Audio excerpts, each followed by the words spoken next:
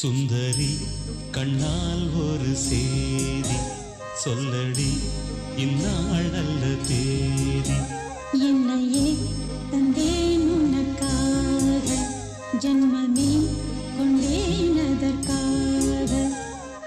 நான் உன்னை நீங்க மாட்டேன், நீங்கினால் தூங்க மாட்டேன், சேர்ந்ததே நம் ஜீவனே.